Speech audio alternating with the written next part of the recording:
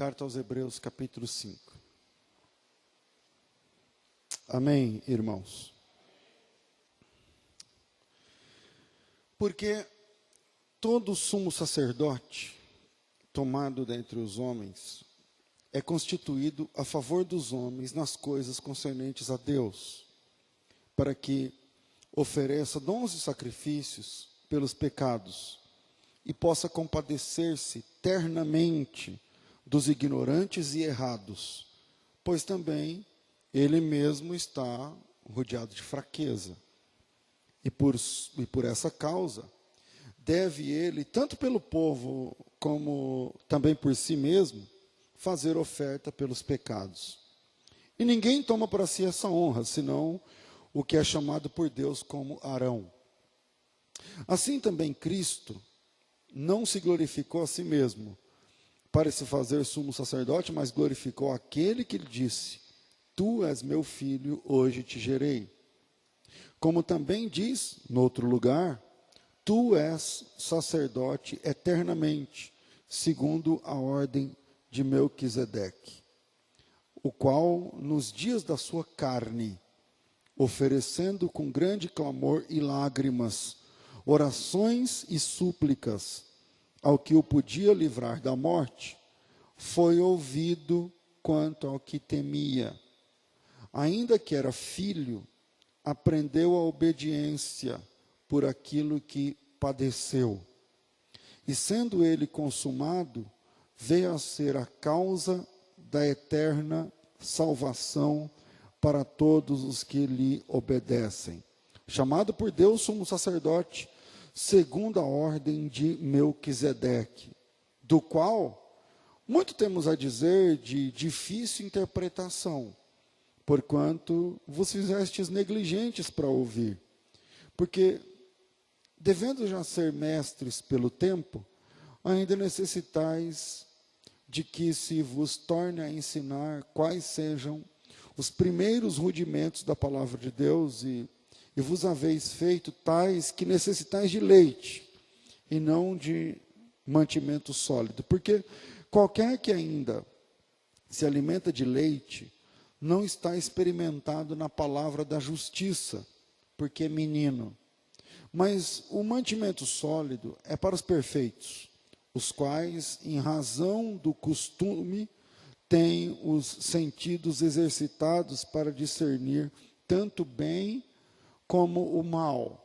Então, deixando os rudimentos da doutrina de Cristo, prossigamos para a perfeição, não lançando de novo o fundamento do arrependimento das obras mortas, da fé em Deus, da doutrina dos batismos, da imposição das mãos, da ressurreição dos mortos e do juízo eterno. E isso faremos se Deus permitir, porque é impossível que os que já uma vez foram iluminados e provaram o dom celestial, e se fizeram participantes do Espírito Santo e provaram a boa palavra de Deus, e as virtudes do século vindouro, e caíram, sejam outra vez renovados para arrependimento, pois, assim quanto a eles, de novo crucificam o Filho de Deus, e o expõem ao vitupério, porque a terra que embebe a chuva, que muitas vezes cai sobre ela, produz erva proveitosa para aqueles por quem é lavrada. Essa recebe a bênção de Deus. Mas a que produz espinhos e abrolhos é reprovada. Perto está da maldição, e o seu fim é ser queimada. Mas de vós, ó amados, esperamos coisas melhores, isto é, coisas que acompanham a salvação, ainda que assim falamos. Amém.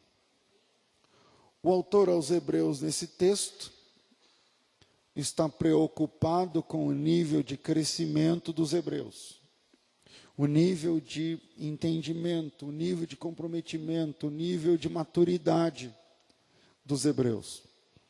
E, de verdade, ele tenta introduzir um assunto, como eu vou dizer, denso, do ponto de vista da profundidade. O autor aos Hebreus, ele vai propor, ele tenta duas vezes, no capítulo 5, depois você lê com mais calma esse texto, eu tentei ler com muita calma, e respeitando toda a pontuação, para você entender uma coisa, que o autor aos Hebreus, ele tenta por 2 vezes no capítulo 5, fazer um paralelo entre Jesus e Melquisedeque. Ele tenta no capítulo 5, no capítulo 6 ele explica, no fim do 5, começo do 6, ele explica por que ele não vai conseguir, e no capítulo 7 ele toma o assunto de novo. E aí ele tenta introduzir um assunto teologicamente denso, por assim dizer, 2 vezes. A primeira vez, ele começa falando sobre o sumo sacerdote da religião judaica e Cristo, um paralelo entre aquele sumo sacerdote e este Cristo. E ele fala que aquele sumo sacerdote era um dos seus irmãos, e ele também era falho, ele também tinha seus próprios pecados, enfim, mas ele era um canal de Deus para com os homens, e ele oferecia talentos e dons e holocaustos e tal para purificar os homens, mas ele mesmo também precisava de holocaustos por ele e tal. E aí ele faz essas 2 colunas, né? O sumo sacerdote humano e Jesus, e na sequência ele envolve o Melquisedeque no meio. Melquisedeque, sacerdote de Salém, rei de Salém. Salém é um nome antigo de Jerusalém.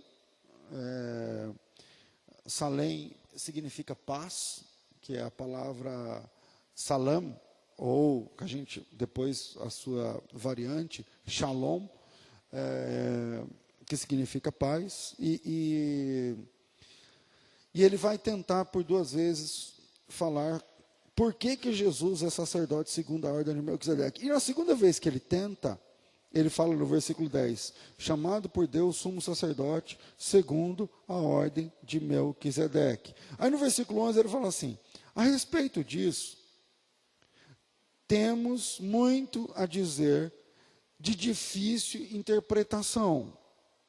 De difícil interpretação.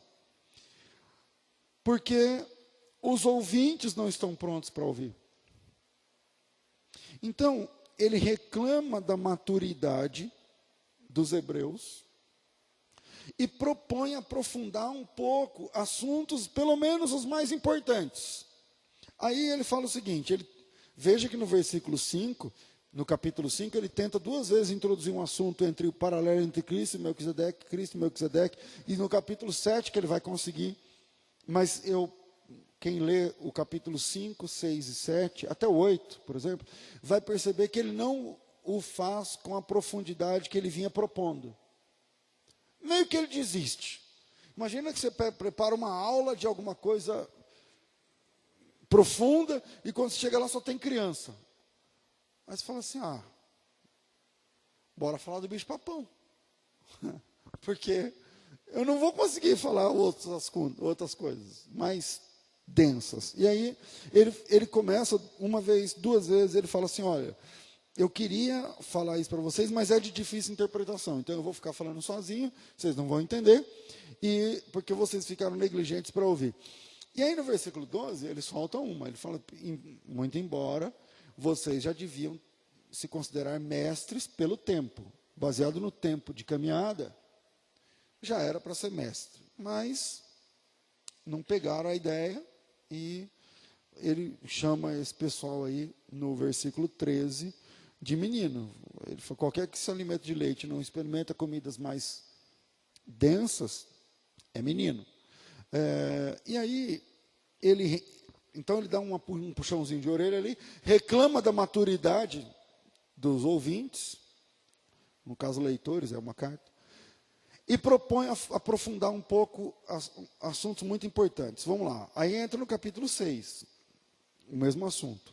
Ele apresenta fundamentos básicos da fé, e ele fala, esses são fundamentos inamovíveis, não dá para mexer com isso. Por exemplo, deixando os rudimentos de doutrina, da doutrina de Cristo, vamos prosseguir para a perfeição, mas não podemos lançar de novo fundamento do arrependimento, por exemplo, das obras mortas, Isso é uma base, é um fundamento. E aí ele fala sobre alguns fundamentos da fé: o arrependimento das obras mortas, a própria fé, que é um fundamento também da salvação, os batismos, a imposição de mãos, a ressurreição de entre os mortos e o juízo final. Eu não enumerei, mas eu falei aqui: arrependimento, fé, batismo, imposição de mãos. Quinto, ressurreição dos mortos. E sexto, juízo final. Alguma coisa assim, eu tentei enumerar aqui, vamos lá no texto.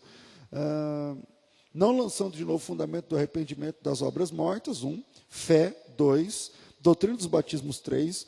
Imposição dos mãos, 4. Ressurreição de mortos, 5.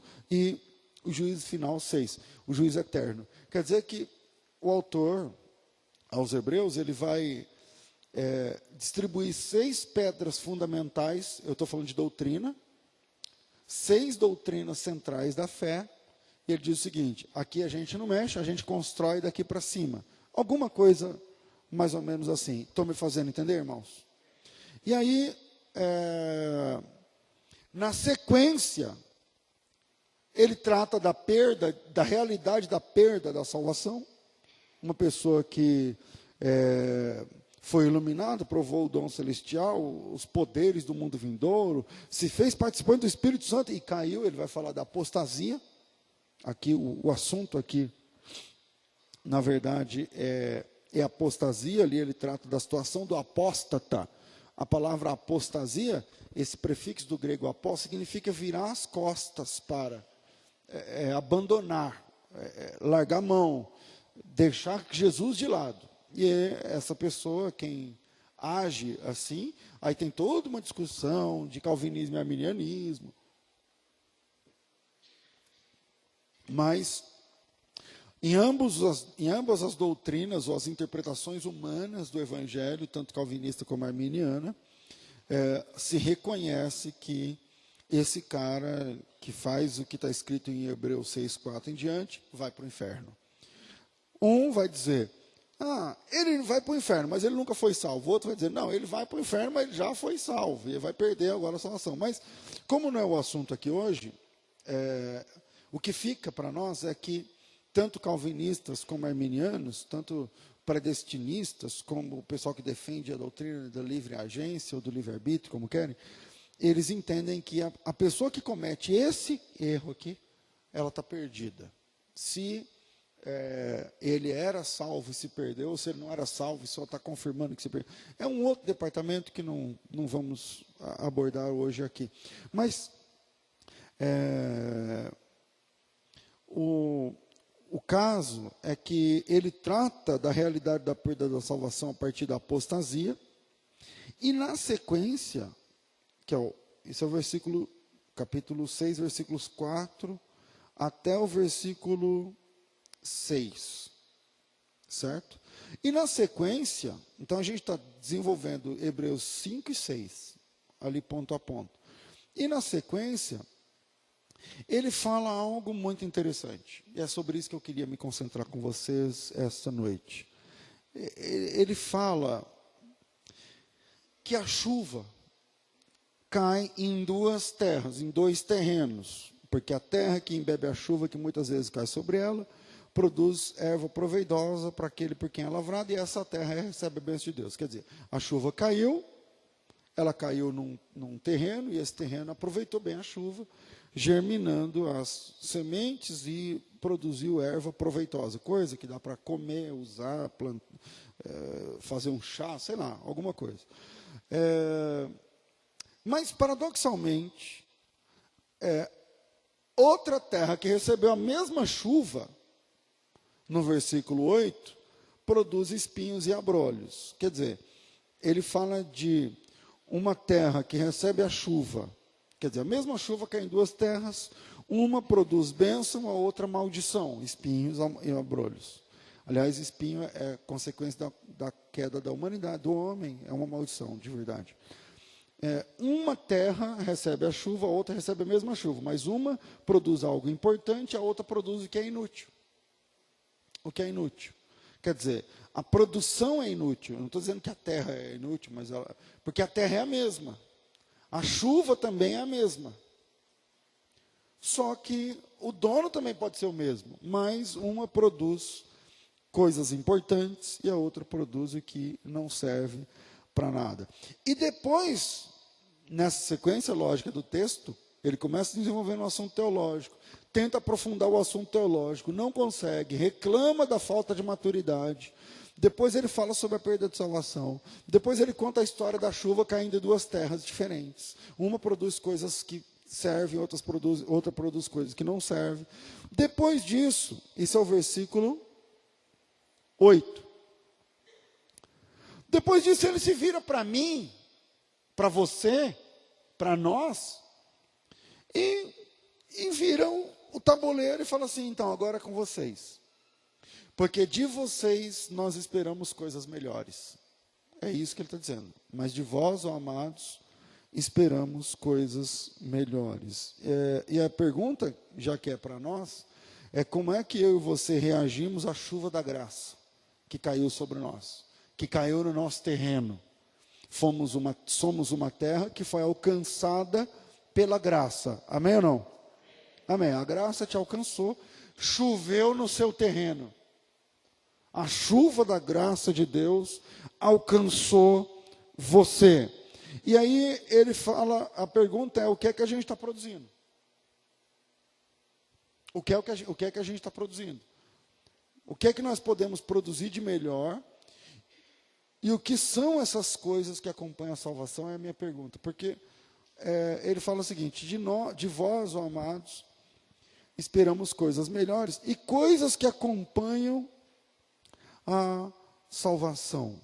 Então, o que são essas coisas que acompanham a salvação? Eu, estudando aqui o texto, esses dias, eu quero propor 3 delas, e pelo relógio, eu estou começando muito tarde hoje, creio que não vou conseguir chegar até na 3ª. Primeiro, a salvação gera engajamento na fé. A salvação gera engajamento na fé. Quantos meses a mulher samaritana levou para pregar a sua primeira mensagem depois do encontro com Jesus? Quantas semanas? Quantos dias? Quantas horas?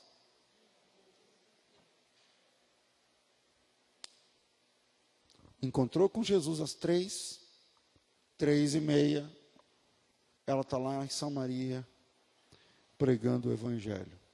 Confere? Quanto tempo demorou para aquele gadareno que vivia pelado dentro do cemitério, cheio de demônios? As algemas não eram páreo para ele. Isso é Marcos capítulo 5. Quantos cursos, quantas semanas, meses ou anos ele levou para pregar? Nada. Ele saiu do encontro com Cristo com uma missão. Vai para a tua casa e mostra para os seus quão grandes coisas te fez Deus. E se você estiver lendo Marcos capítulo 5, o versículo 20 diz que, a partir daquele encontro, ele começou a pregar em Decápolis. E Decápolis não é uma cidade. É um conjunto de 10 cidades. Ele começou a pregar em 10 cidades. Tipo assim, essas 10 cidades é comigo. Eu vou visitar essas 10 cidades, levando a mensagem do Evangelho. O cego de nascença de João 9, a mesma coisa. Paulo demorou 3 dias, porque ele ficou de cama. Ele ficou de cama, mas se você ler Atos 9, 22, lê para mim. Atos capítulo 9, versículo de número 22. Se alguém conseguir achar rápido, bem, senão eu acho geralmente rápido aqui na minha Bíblia também.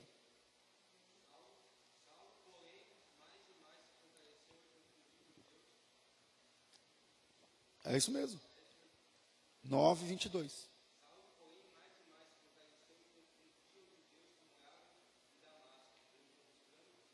Era o Cristo. É isso mesmo.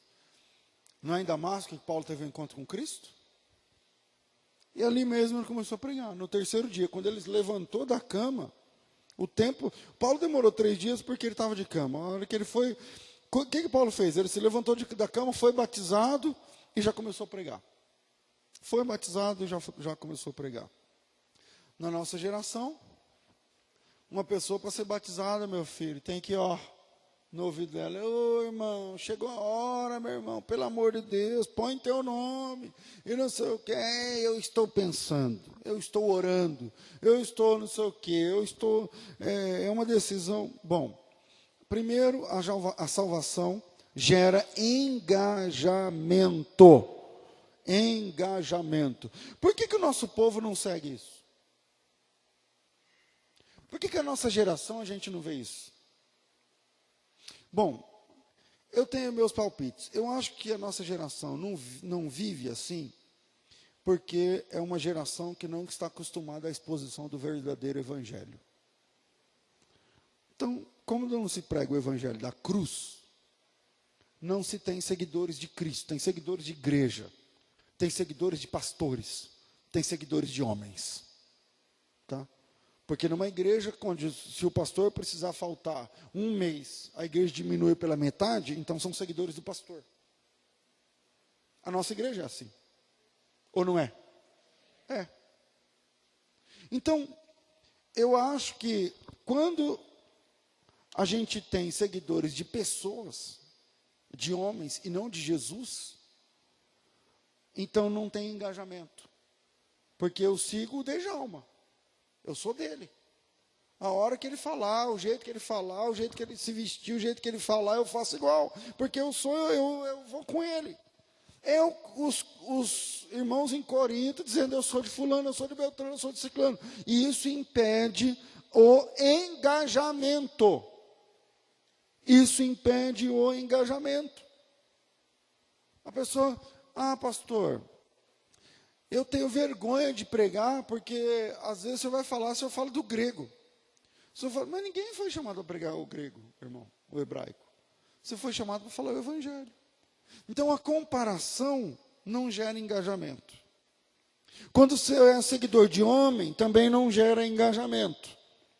Quando não se prega o evangelho da verdade, não gera engajamento.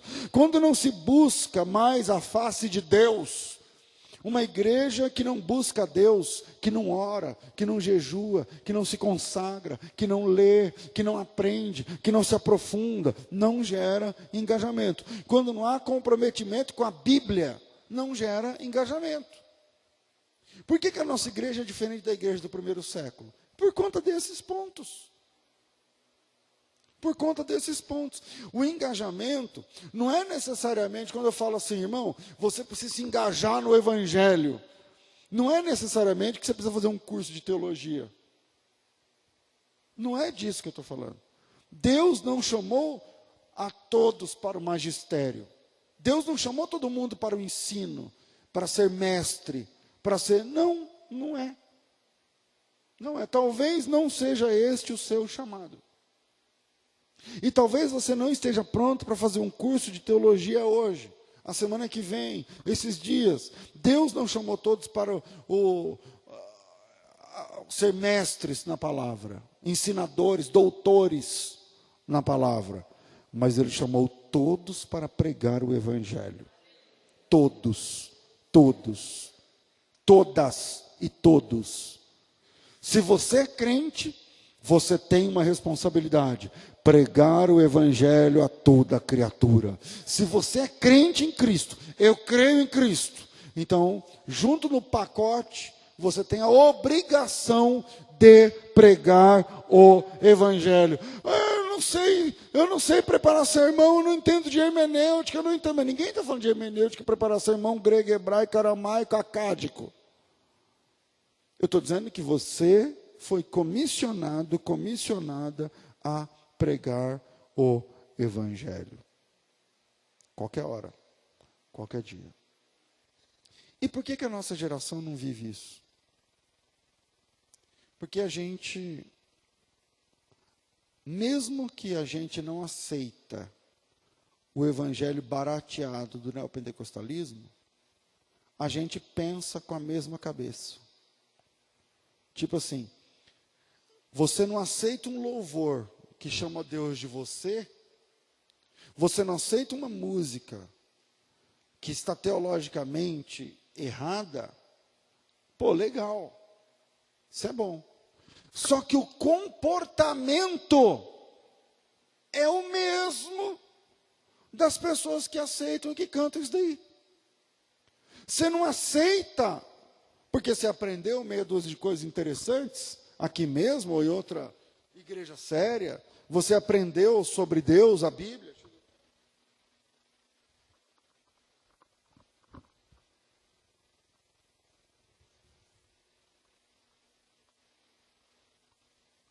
Então você aprendeu algumas coisas importantes que barram você de fazer o que os neopentecostais fazem.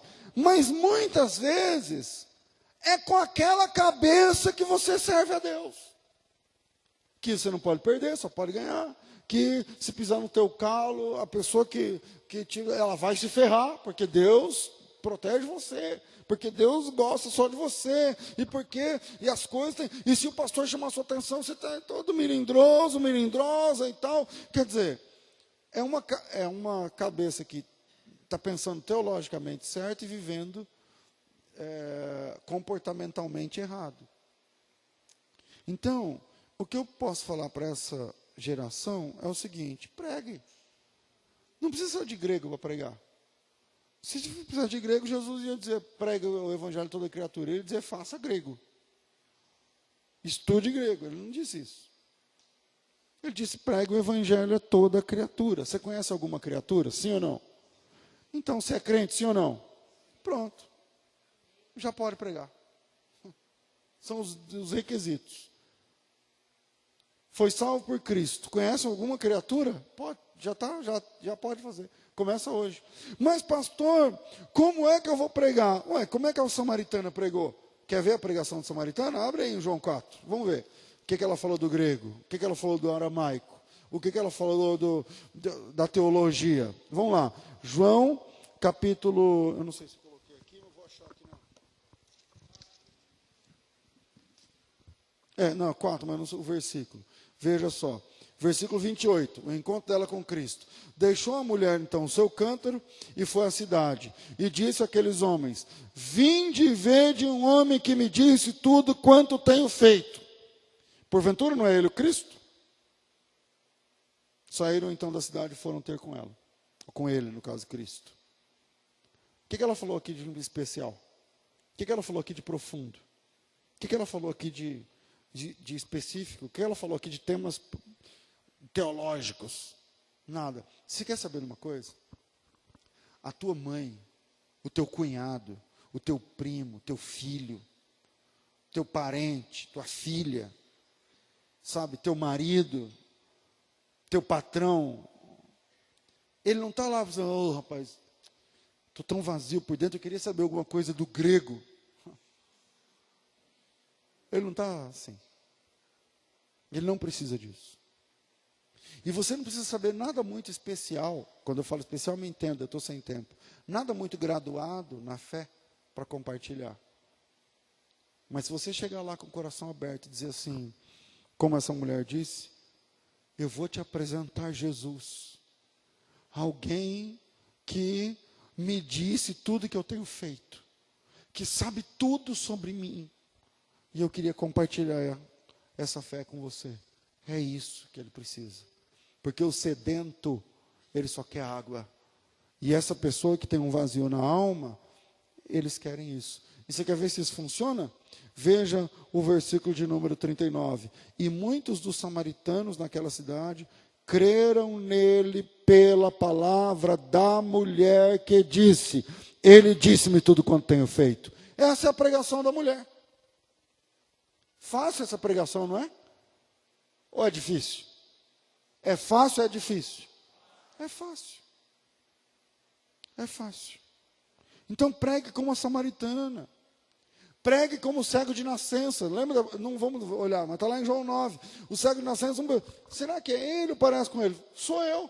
O homem chamado Jesus, que cuspiu no chão, colocou nos meus olhos e disse, vai, lava-se no tanque de Siloé. Eu fui, lavei, e agora eu vejo. Sou eu. É isso a pregação. Obrigado.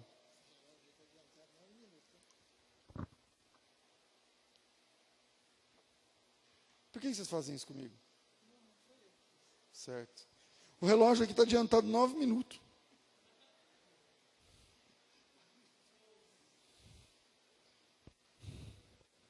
E ele espera a hora que eu estou mais empolgadinho. Os irmãos estão quase com vontade da glória a Deus na palavra aqui. Oh, meu Deus do céu. Tem uns que resistiram aí e continuam dando glória a Deus. Tá bom, tá bom.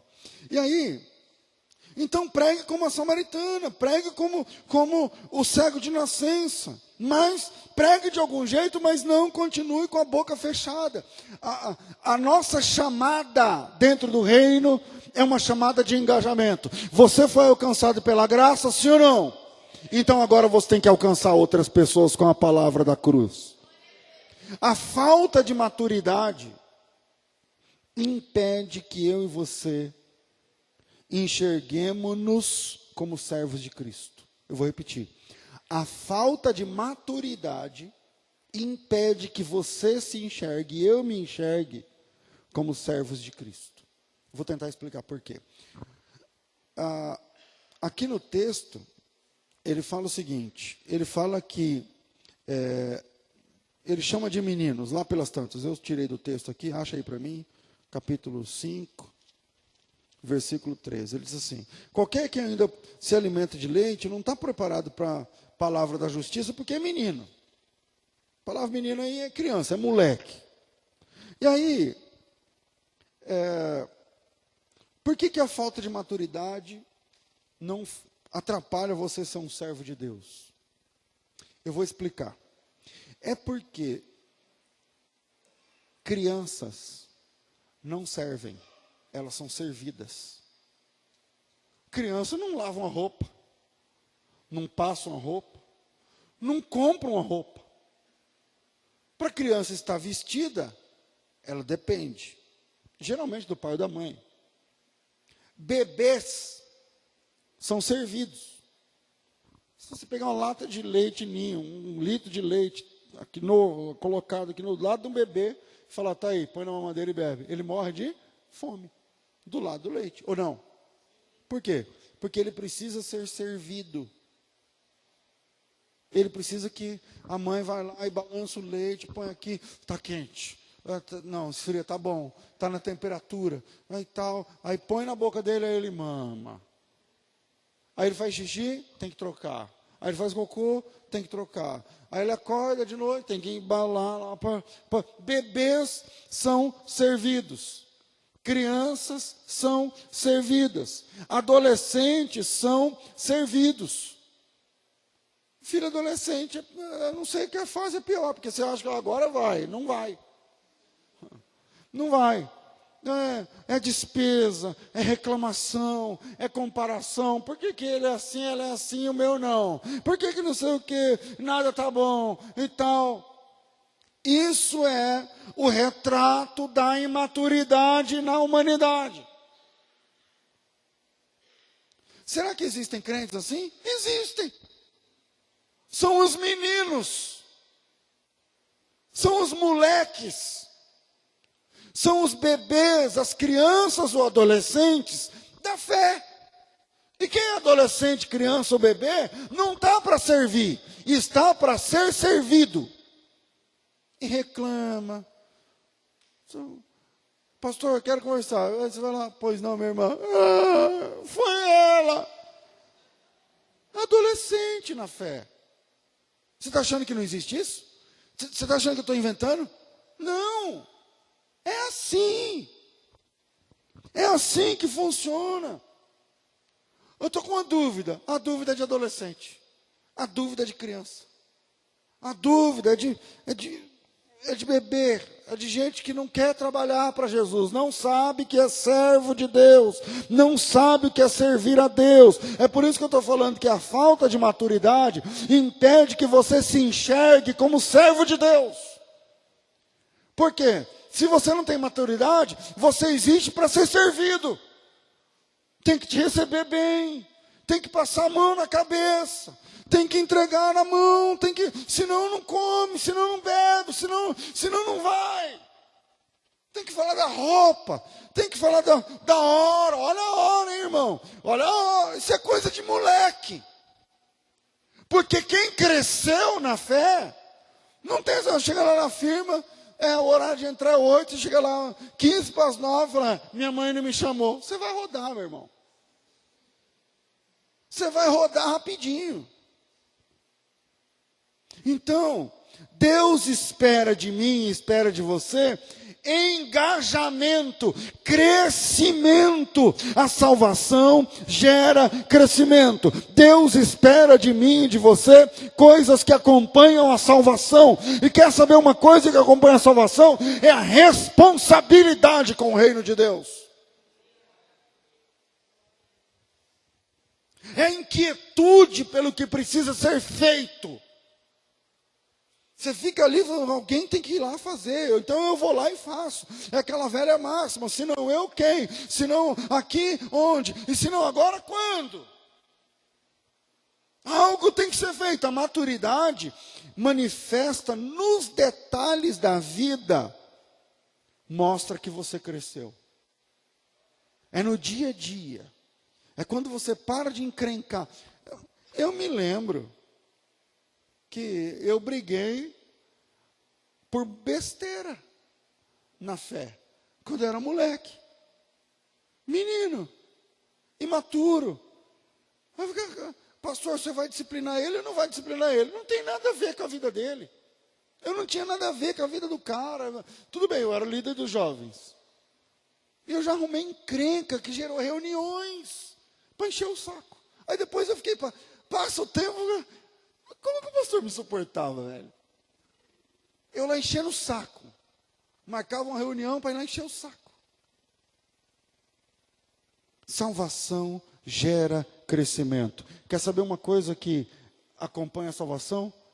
Engajamento. Quer saber uma coisa que acompanha a salvação? Crescimento. Eu vou parar só nesse, que é o segundo. Abre aí, 1 Coríntios 13, 11. Vamos lá. Primeira carta de Paulo aos Coríntios, capítulo 13, versículo de número 11. Ele diz o seguinte: quando eu era menino, todo mundo conhece esse texto, quando eu era menino, eu falava como menino, sentia como menino, discorria como menino. Mas quando eu cheguei a ser homem, grande, eu parei de fazer coisas de menino. Aí ele diz o seguinte: quando eu era menino, eu me comportava como tal. E quer que eu te fale uma coisa? Essa fase é linda. É necessária, não queima etapas. Você está chegando agora na fé, a gente vai tolerar você agora. Entendeu? Porque você vai falar como menino. Você vai agir como menino, porque você é um menino na fé. A gente nasce para Deus e começa numa infância espiritual. Então, muitos erros primários. Você já viu uma criança falando errado? É feio ou bonito? Hã? É lindo. Esses dias eu peguei o filho do Ricardo. Parece que eu vi ele aí. O Ricardo está aqui? Não está? Está a esposa. Aí o menino chama Felipe, como é que ele falava? Pipe. Como é o seu nome? Ele fala assim, ó, Pipe. Dá vontade de morder a cara do moleque, né? Não dá. Aí, só que chega uma hora que ele vai crescer. Já não está mais falando assim, né? Agora está falando como? Felipe.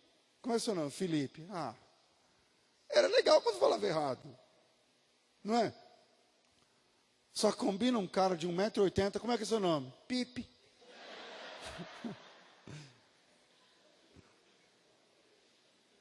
Combina? O que é? É horrível. É horrível. Então essa fase é linda, é profundamente necessária. Eu me lembro um dia que eu dei uma aula na escola dominical, eu comecei muito cedo. Então, eu me converti em maio, e quando foi em agosto, eu estava dando aula na escola dominical. 3 meses. Aí, estou lá dando aula na escola dominical, preparei preparei a lição, tal, cheguei lá metendo panda. Aí, Quando terminou, o pastor falou assim para mim: você fala que a igreja era na cidade de Antioquia, e não é, é Antioquia. E eu fiquei uma hora falando, e me achando o cara. Me achando o cara. Eu não sei de onde eu tirei isso daí. Eu falei, cara, ô pastor, me perdoa, o irmão quer que eu peça desculpa, né? Eu falei, não, essas coisas acontecem, fica tranquilo. Aí o livro da Bíblia eu falava errado. Não, era, então, isso no começo é legal. Está valendo, porque você chegou agora. Você não está familiarizado, porque a Bíblia não é fácil, meu amigo. Tem uns termos, umas palavras esquisitas. É um outro jeito de falar, é um outro jeito de, enfim, outro esquema. E aí eu vim do mundo, e aí eu caí na igreja. E daqui 3 meses, isso é, 10, 12 semanas depois, eu estou dando aula para os jovens. Eu cheguei com essa, Antioquia. Aí hoje eu olhando para trás, falo assim, que é feio, mas é bonito, porque está errado, mas dada a circunstância, tudo bem, vai. Um cara que tem meia dúzia de semanas na fé, não tem problema, se ele for dar uma aula e falar Antioquia, tá bom, a gente entende e tal. Muitos erros primários são muito bonitos, mas um marmanjo cometendo esse erro é ridículo. Vamos dar oportunidade para o pastor chega aqui e mete um Antioquia. Não dá, né? Não bate, né?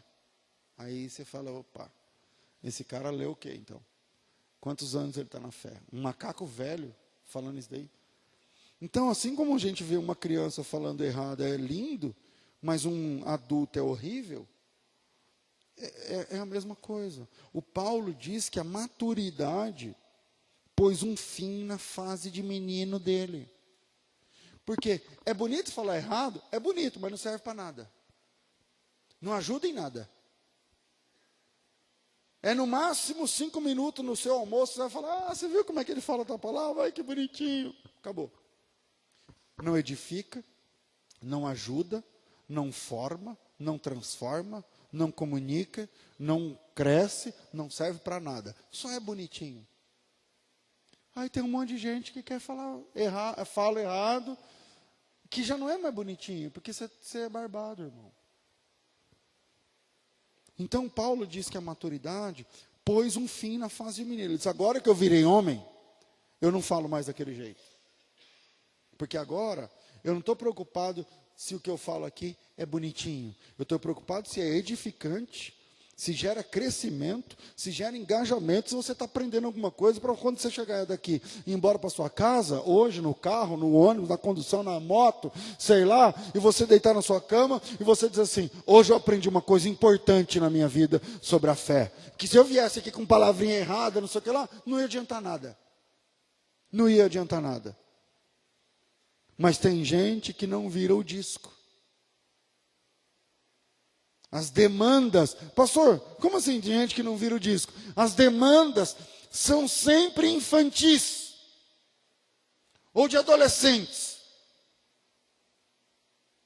Ah, pastor, vamos marcar um assunto, tá bom? Então, vamos lá, vamos ver se é uma dúvida agora, que dá gosto. Pois não, irmão. Ah, então, pastor, foi ele falou para mim que... Se você não cresceu ainda, você não entendeu ainda, que tem gente que não cresceu também, você não sabe como lidar com isso ainda. As demandas continuam sendo infantis, as dúvidas continuam sendo de adolescentes. É por isso que o imaturo, 1 Coríntios capítulo 3, é incapaz de alimentar-se com alimento sólido, versículo 1 e 2. É por isso que o imaturo, Gálatas capítulo 4, versículo de 1 a 3. Eu vou rápido por causa eu vou parar. Gálatas 4, de 1 a 3. Necessita de alguém pegando na mão, sendo tutor. Sabe tutoria? Quando a criança é incapaz, e aí pega na mão para poder, não consegue atravessar uma rua.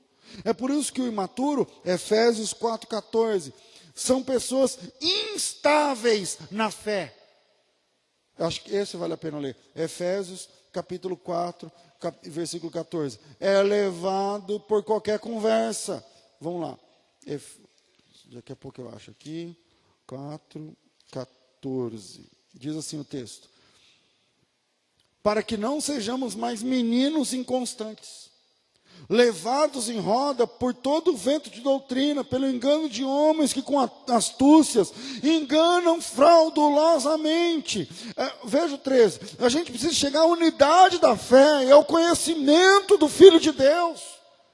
Se a gente crescer na fé, nisso, a gente não é mais levado em roda por qualquer vento de doutrina. Chega um dizendo, agora o Adão, a mulher do Adão não chama Eva, chama Lilith, porque a Lilith não sei o que, não sei o que, não sei o que lá. Aí o cara escuta esse monte de papagaiada, tendo 4, 5, 10 Bíblias na estante.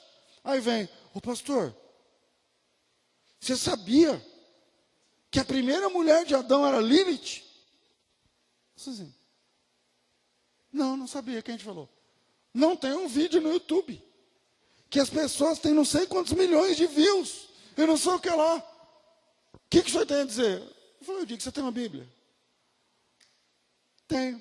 Você leu o texto de Gênesis 1, 2. Quer saber de Adão e Eva? É Gênesis 1, 2, 3 e 4.